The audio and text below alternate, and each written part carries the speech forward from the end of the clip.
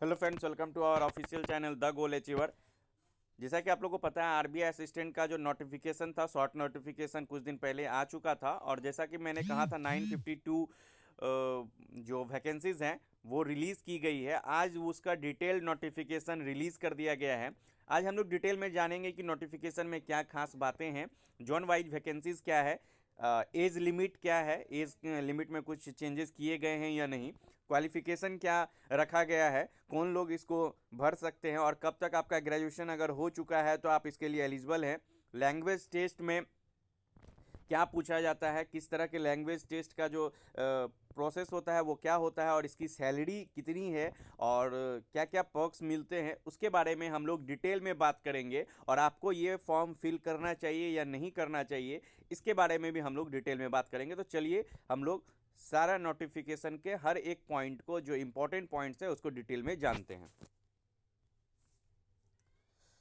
सबसे पहले बात करेंगे कि एप्लीकेशन का जो एप्लीकेशन फॉर्म आप कब से भर सकते हो। तो आज से ही ये लिंक ओपन हो चुकी है। 17 फरवरी से 8 मार्च तक आप इस फॉर्म को फिल कर सकते हो। और ऑनलाइन आप पेमेंट भी 7 फरवरी नहीं, सॉरी 17 फरवरी से 8 मार्च तक, जी हाँ, और 17 फरवरी से 8 मार्च तक आप पे भी कर सकते हो ऑनलाइन।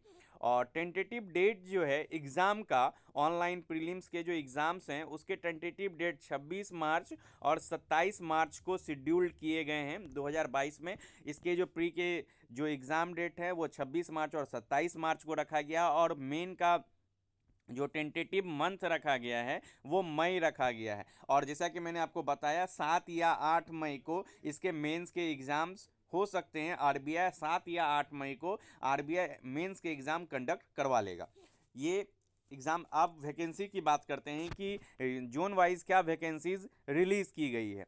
अहमदाबाद जो कि गुजरात पड़ता है, अहमदाबाद जोन में टोटल जो वैकेंसीज है वो 35 वैकेंसीज है। डिफरेंट कैटेगरी के लिए अलग अलग है, आप लोग देख लेंगे। और जैसा कि आप लोग को स्क्रीन पे दिख भी रहा होगा, बैंगलोर में अगर बात करें तो 74 वैकेंसी है। भोपाल में एक 31 वैकेंसीज है टोटल। और भुवनेश्वर में 31 वैकेंसीज है। जो भी डिफरेंट कैटेगरीज है सबको जोड़कर टोटल वैकेंसीज 31 है। चंडीगढ़ में बात करें तो 78 वैकेंसीज है। चेन्नई में बात करें तो 66 वैकेंसी है। गुवाहाटी में बात करें तो 32 वैकेंसी है। और हैदराबाद में बात करें तो 1 वैकेंसी है। जयपुर में बात करें तो 48। जम्मू में बात करें तो 12। कानपुर और लखनऊ 131 वैकेंसीज है। इस बार कानपुर और लखनऊ जोन के लिए काफ़ी अच्छी वैकेंसीज आई हैं। कोलकाता की बात करें तो 26 वैकेंसीज है। मुंबई की अगर मैं बात करूं तो 128 वैकेंसीज है, जो काफ़ी निराशाजनक वाली बात है, क्योंकि मुंबई में काफ़ी ज़्यादा वैकेंसीज देखने को मिलती है, लेकिन इस बार हर साल की कंपैरिजन में कम वैकेंसीज देखने को मिली। मुंबई से ज़्यादा तो कानपुर और लखनऊ में है। और नागपुर की बात करें तो 56। न्यू दिल्ली की बात करें तो 75। न्यू दिल्ली में भी अच्छी खासी वैकेंसीज। और पटना की बात करें तो 33 वैकेंसीज आपको देखने को मिल रही है पटना में। और तिरुवनंतपुरम एंड कोच्चि की बात करें तो 54 वैकेंसीज यहाँ पे। तो ओवरऑल अगर बात करें तो 950 वैकेंसीज आपको टोटल वैकेंसीज देखने को मिल रही है। ठीक है। और ये अभी टेंटेटिव वैकेंसीज है, हो सकता है इसमें कुछ इंक्रीज किए जाएं बाद में, लेकिन इसकी कोई ऑफिशियल ये नहीं है कि इसमें कुछ इंक्रीज़ किया जाएगा। लेकिन हो सकता है कि इसमें वैकेंसीज जो है बाद में जैसा कुछ रिक्वायरमेंट होगा उसके अकॉर्डिंग इसमें इंक्रीज़ भी किया जाएगा। और ये 2021 का वैकेंसीज है, 2022 की वैकेंसीज अभी नहीं आई हैं। और एग्ज़ाम पैटर्न की अगर मैं बात करूँ तो एज यूजुअल जैसा कि बैंक एग्ज़ाम्स होता है, हर बैंक के एग्ज़ाम्स होते हैं, वैसा ही पैटर्न इसमें भी देखने को मिल रहा है। English language 30 questions, 30 marks, 20 minute sectional timing. Numerical ability, जी हाँ, न्यूमेरिकल एबिलिटी इसको आपको समझना पड़ेगा कि इसमें जो है न्यूमेरिकल एबिलिटी दिया हुआ, यानी कि आपकी कैलकुलेशंस वाले क्वेश्चंस ज़्यादा पूछे जाएंगे। डेट मीन्स सिंप्लीफिकेशंस हो गए, सीरीज हो गए, क्वाड्रेटिक इक्वेशंस हो गए। यहाँ पे क्वांटिटिव एप्टीट्यूड नहीं, न्यूमेरिकल एबिलिटी रखा गया, तो ये ईजी आएगा एग्जाम, कोई ज़्यादा टफ लेवल का नहीं आएगा। तो 35 क्वेश्चन, 35 मार्क्स। और इसमें भी सेक्शनल टाइम 20 मिनट्स दिए गए हैं। रीजनिंग एबिलिटी की बात करूँ तो 35 क्वेश्चंस, 35 मार्क्स एंड 20 मिनट्स, इसके भी सेक्शनल टाइमिंग। ओवरऑल 60 मिनट्स के एग्जाम्स होंगे, जिसमें वेरियस सेक्शंस के लिए सेक्शनल टाइमिंग्स अलॉट किए जाएंगे। 100 क्वेश्चंस, 100 मार्क्स, और 20 20 मिनट्स के, 20 मिनट्स के, यानी कि 20 20 20 मिनट्स के आपके सेक्शनल टाइमिंग रहेंगे। आप इसको, जैसा कि जनरली आप लोग बैंकिंग एग्जाम्स में देखते हैं। मेंस एग्जाम्स की बात करें तो रीजनिंग 40 क्वेश्चंस 40 मार्क्स, इसके लिए आपको टाइम ड्यूरेशन 30 मिनट्स का दिया जाएगा। इंग्लिश लैंग्वेज के questions 40 questions 40 marks 30 minutes time duration. Numerical ability के लिए 40 क्वेश्चंस 40 मार्क्स 30 मिनट्स, यहाँ पे भी आपको टाइम ड्यूरेशन दिया जाएगा। जनरल अवेयरनेस के लिए 40 क्वेश्चंस 40 मार्क्स 25 मिनट्स यहाँ दिए जाएंगे। और कंप्यूटर नॉलेज के भी यहाँ पे क्वेश्चंस आपको देखने को मिलेंगे, 40 क्वेश्चंस 40 मार्क्स 20 मिनट्स के लिए टाइमिंग दिया जाएगा। यानी कि यहाँ पे भी आपको सेक्शनल टाइमिंग देखने को मिलेगा, 200 क्वेश्चंस के लिए 200 मार्क्स एंड ड्यूरेशन जो है 135 मिनट्स का ओवरऑल एग्जाम्स होगा। एलपीटी की बात करें तो एलपीटी भी आपको इस एग्ज़ाम, जो भी मेंस एग्ज़ाम अगर हम क्वालिफाई कर जाते हैं उसके बाद आपको, अगर आप डिफरेंट जोन से अदर स्टेट से भरते हो तो वहाँ का लोकल लैंग्वेज आपको आना ज़रूरी है। लैंग्वेज प्रोफिशिएंसी टेस्ट जो होता है वो डॉक्यूमेंट वेरिफिकेशन के टाइम में आपका लिया जाएगा।